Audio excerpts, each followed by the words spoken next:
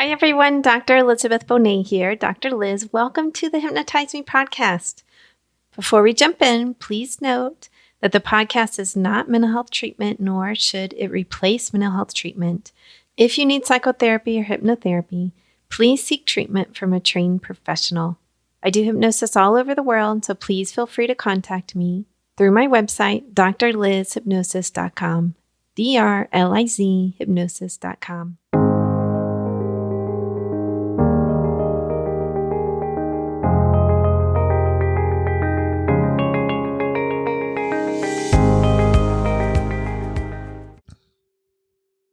Hi, everyone. Dr. Liz here.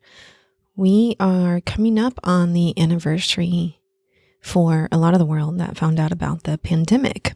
Most of the world found out about it sometime in the month of March, late February, March. And what I'm hearing from people is that they're having somewhat of an anniversary reaction. Like they don't really realize this, but they're saying, I am so in a funk. I am exhausted. I don't know what's going on. I've been dealing well for, 6 months or 4 months or something like that. But now I just feel like I can't deal with things. I feel burned out. And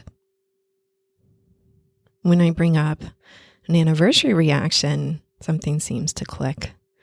Anniversary reactions come more from the grief world or the PTSD world, where they've studied people and they know that their mood is affected, their startle response, all kinds of stuff is affected during the weeks leading up to the anniversary of something happening, whether that was a traumatic event or a death. Stockholm University even studied 50,000 parents who lost a child. This study went on between 1973 and 2008. And what they found is that the mothers that died during that time as well, who lost a child and then later they died, they had an increased chance of dying during the anniversary week of their child's death, especially of a cardiovascular related event, meaning they had a heart attack, they had a broken heart, their heart broke. So the association was even stronger among moms who lost a child who was older than 12 years old. So this is real, people. This is real. And perhaps you have lost a loved one to COVID along the way, or perhaps you lost a loved one in the past year where you couldn't be in the hospital with them because of COVID. And this is traumatic, people. So it's not just the anniversary of someone you lost. It's like, whoa, Everything started around this time last year. I still remember so clearly the phone call I got from my daughter, who was in Greece actually, but it was because she was studying in Italy and it was her spring break. So her and 2 friends went to Greece. And she said, Mom, they said we have to come home and evacuate. And I started crying and I was like, what? I'm going to cry right now. She had 6 months left and she was so happy there. And I was like, what is going on? The very previous week, another university had evacuated and they had just told the students, we're not evacuating. Go ahead and go on spring break. And, obviously this is not a traumatic event. This was just something sad that happened. My daughter was fine. No one close to me has died this year.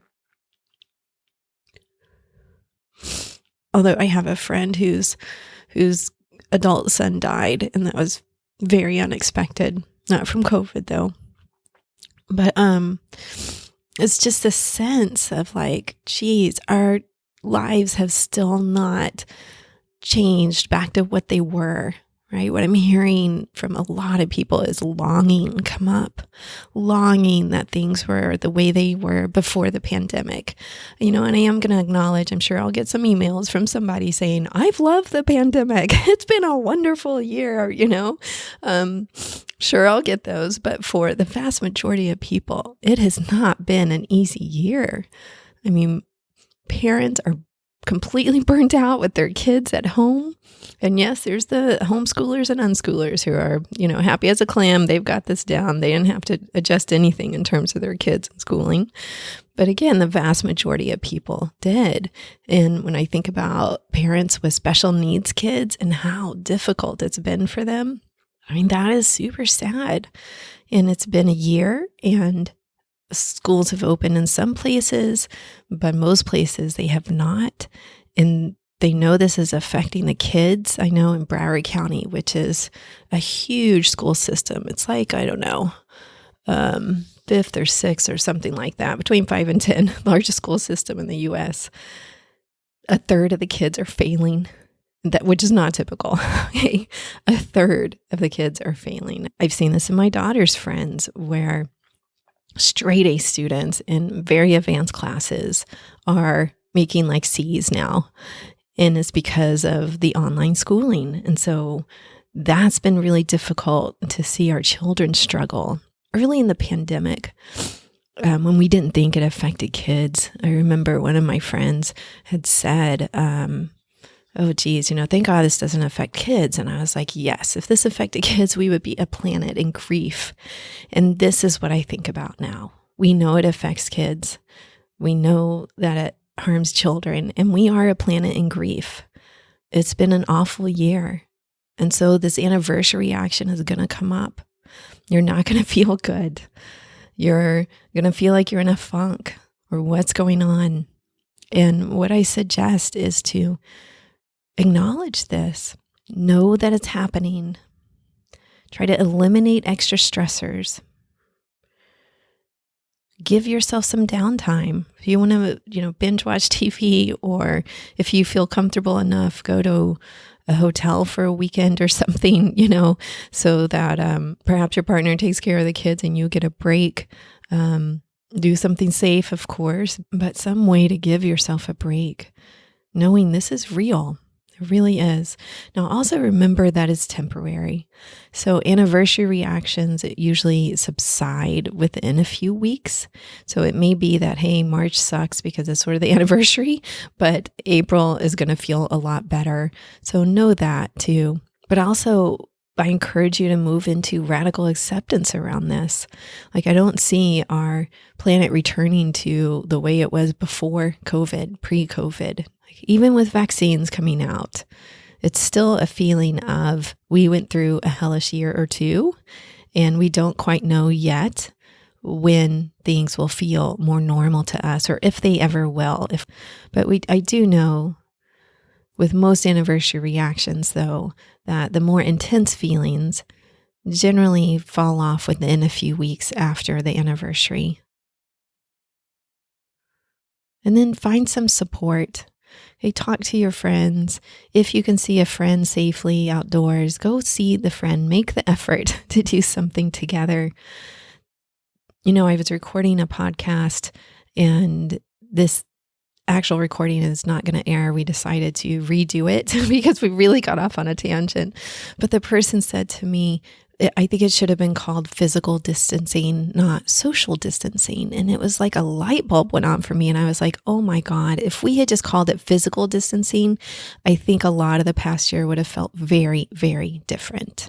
Very different. Instead of social distancing, like, no, we need social interaction. Unless you are the introvert living in the woods in the cabin, I hear you. Okay, I know you're out there because you've emailed me. I appreciate that you can live in the woods alone by yourself and be perfectly happy. And believe me, the fantasy goes on sometimes for myself as well.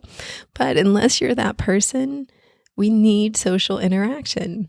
We know we are herd animals. We know this, right? So try to get some support, and perhaps make an effort to see a friend if you can.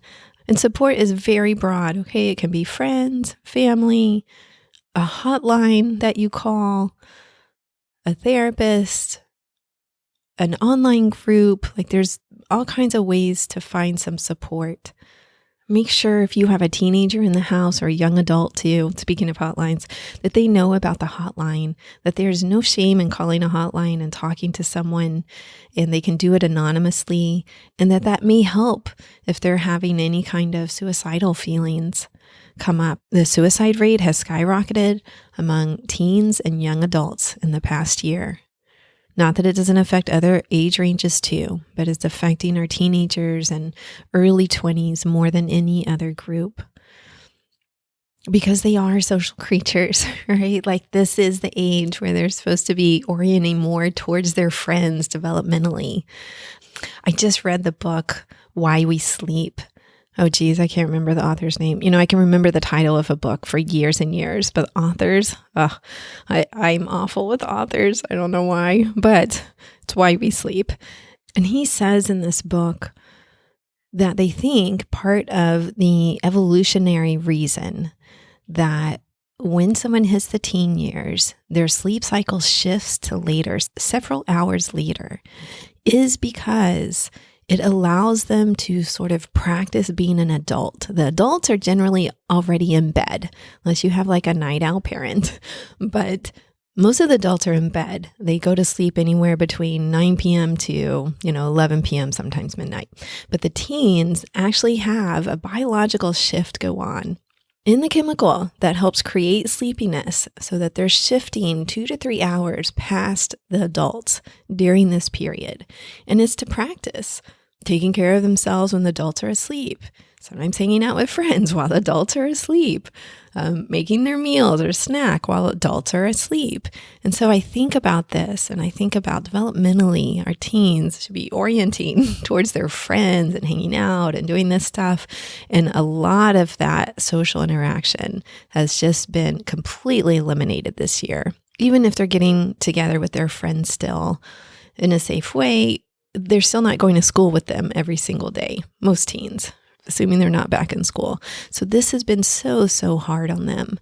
And I just want to bring some awareness to that issue. And when it's hard on their teens, it's hard on the parents too, right? Our heart goes out to them. And one last thing before we end today, and I talked about this in the newsletter. If you're not on the newsletter, it is different content than the podcast, by the way. You can go over to my website, drlizhypnosis.com, and subscribe. I am not one of these people who just sends out the podcast every week in their newsletter. I'm on some newsletters like that. And most of those, it's like, I may check them out to see what to listen to, but I don't feel like I'm getting any really good content in the actual newsletter. I have to go listen to the podcast, right? To listen.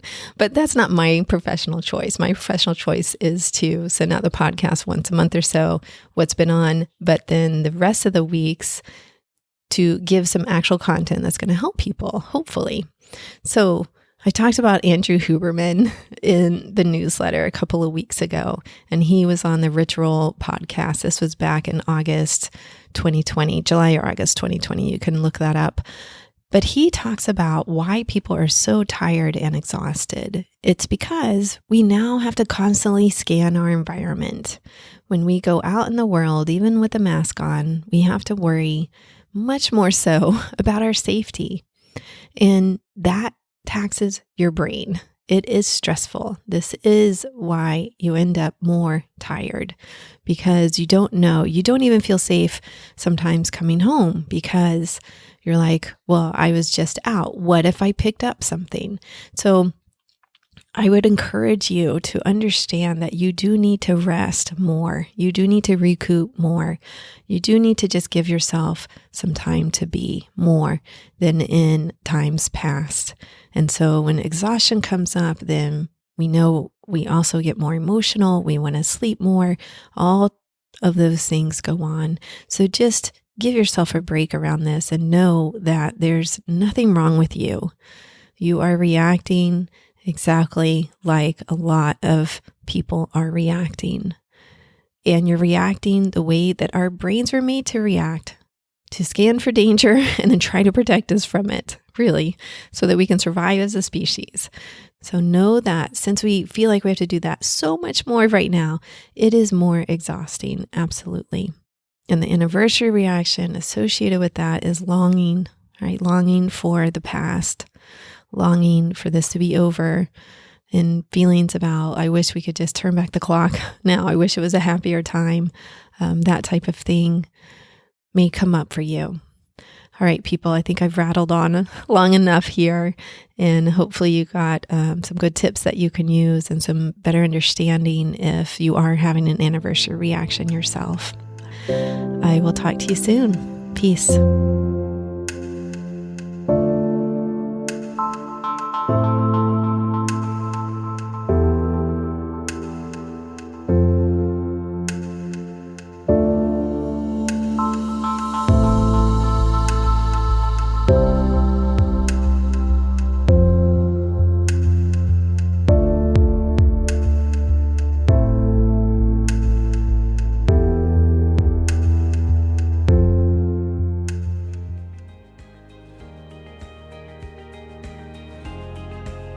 I hope you truly enjoyed today's episode.